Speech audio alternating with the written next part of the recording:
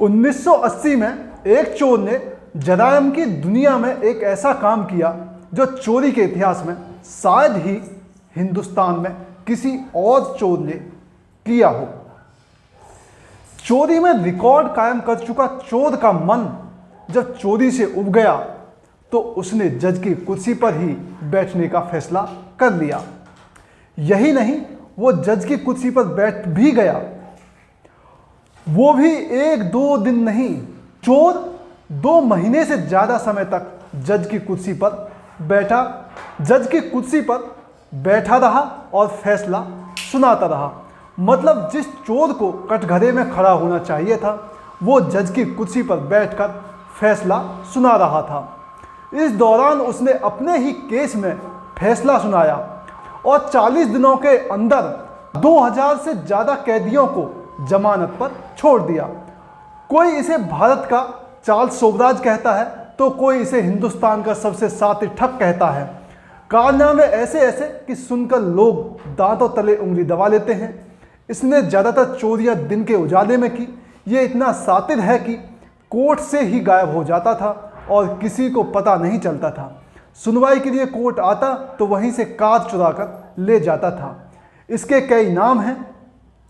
नमस्ते, मेरा नाम है अमित सोलंकी और आप देख रहे हैं क्राइम आजकल।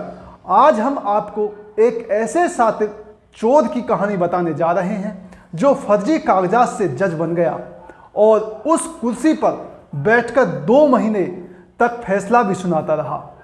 जब तक उसकी पोल खुलती तब तक वह फरार हो गया। इसके शातिर दिमाग की कहानी सुनोगे तो आप भी दंग रह जाओगे। ये कहानी है हरियाणा में पैदा हुए शातिर चोर धनीराम मित्तल की। धनीराम मित्तल मूल रूप से हरियाणा के भिवानी का है और दिल्ली के नरेला स्थित टीकरी गांव में रहने वाले इस शातिर चोर ने पुलिस और कोर्ट को खूब छकाया। धनीराम मित्तल ने अपराध की दुनिया में 25 साल की उम्र में कदम रखा। उसने चोरी को अपना पेशा बना लिया था। साल 1964 में पहली बार पुलिस ने उसे चोरी करते पकड़ा था। चोरी के इतिहास में धनीराम मित्तल सबसे ज़्यादा बार गिरफ्तार किए जाने वाला पहला और इकलौता चोर है। आखिरी बार उसे साल 2016 में चोरी करते हुए गिरफ्तार किया गया था। हालांकि वह पुलिस को चकमा देकर भाग गया था। धनीराम अब तक करीब 1000 से ज़्यादा गाड़ियां चुरा चुका है। चोरी की वारदात को भी उसने दिन में ही अंजाम दिया। 94 मामलों में गिरफ्तार हुए और जेल गया। इसलिए उसे देश और दुनिया का सबसे बड़ा चोर माना जाता है। 83 वर्षीय धनीराम में एक बात और है कि जिसकी चर्चा होती है वह है वाहन चोरी करने की घटना को रात में कभी अंजाम नहीं देता था, लेकिन उसने उम्र की वजह से धनीराम इस मामले में कमज़ोर पड़ने लगा। उसका नेटवर्क कमज़ोर हो गया।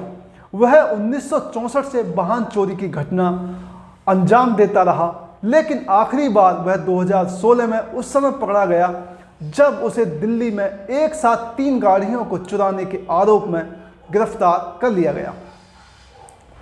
धनीराम मित्तल सबसे ज़्यादा सुर्खियों में तब आया जब उसने जज बनकर अपने ही केस में फैसला सुनाया और 40 दिनों के अंदर 2000 से भी ज़्यादा कैदियों को जमानत पर छोड़ दिया।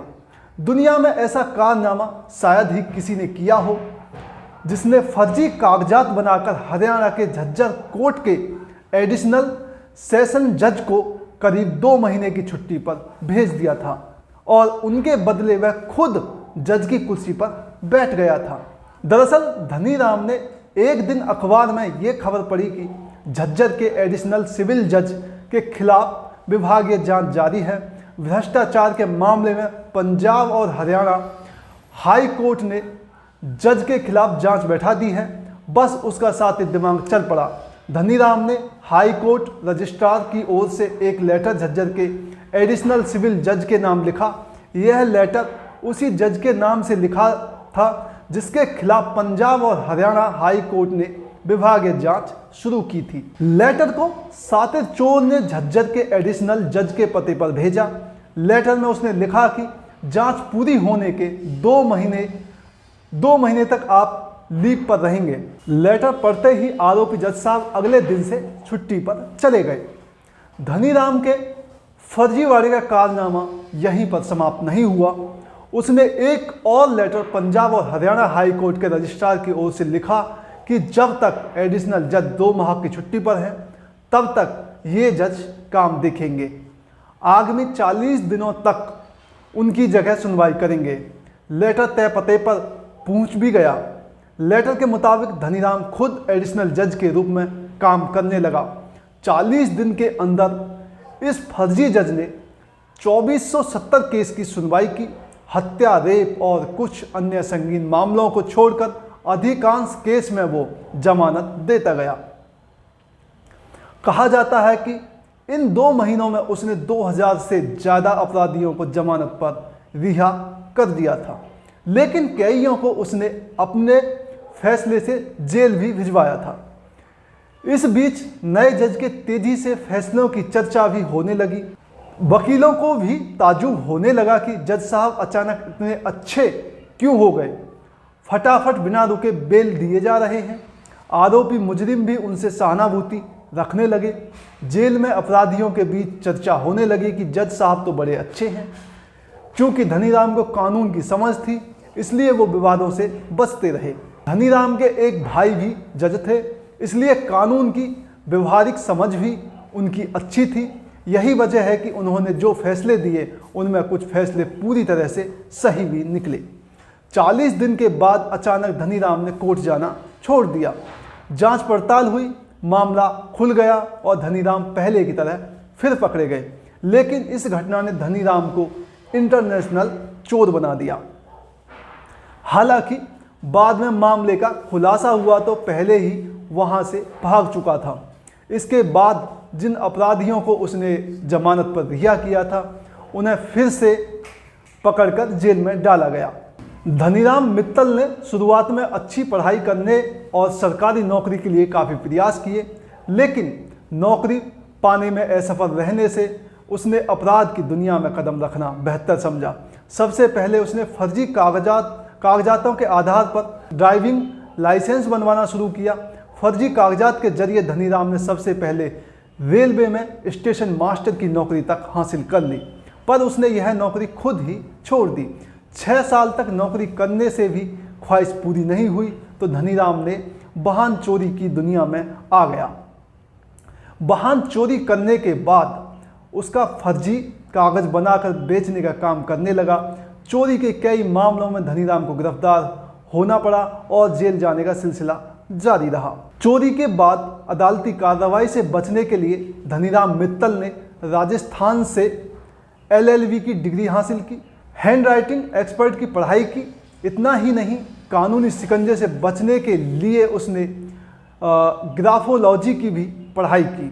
यह सब धनीराम मित्तल ने केवल इसलिए किया कि वो वाहन चोरी करने के बाद फर्जी कागजात बनाने के अपने कौशल के दम पर पुलिस और अदालत के चक्करों से बच सके। धनीराम ने हरियाणा, पंजाब, दिल्ली, राजस्थान के आसपास के इलाकों में अपना नेटवर्क भी तैयार कर लिया था।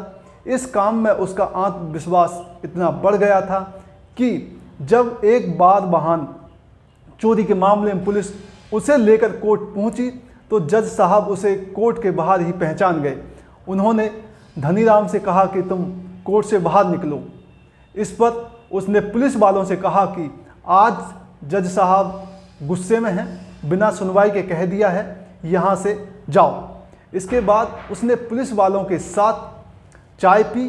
पुलिस वालों से कहा कि 2 मिनट में आ रहा हूँ और मौका देख के वहाँ से गायब हो गया। जब जज साहब ने कोर्ट में पेशी के लिए बुलाया तो पुलिस वाले सन्न रह गए। जज ने पुलिस वालों से पूछा धनीराम कहाँ हैं, तो पुलिस वालों ने कहा कि सर उसने बताया कि जज साहब ने कहा है तुम जाओ, तुम्हारा यहाँ कोई काम नहीं। जज साहब को भी मामला समझने में देर नहीं लगी। वो समझ गए चोर धनीराम एक बार फिर गायब हो गया। तो चोर तो आपने बहुत देखे, बट ये एक ऐसा चोर है, ऐसा ठग है जिसने ना सिर्फ चोरी की, ना सिर्फ पुलिस को चकमा दिया, जिसने खुद फैसले भी सुनाए, अपना फैसला भी खुद ही सुनाया। और देखते रहिए क्राइम आजकल, और फिर एक सच्ची घटना के साथ आपके सामने हाजिर होऊंगा। तब तक के लिए नमस्कार, और क्राइम आजकल को सब्सक्राइब कीजिए, लाइक कीजिए और वीडियो को शेयर कीजिए।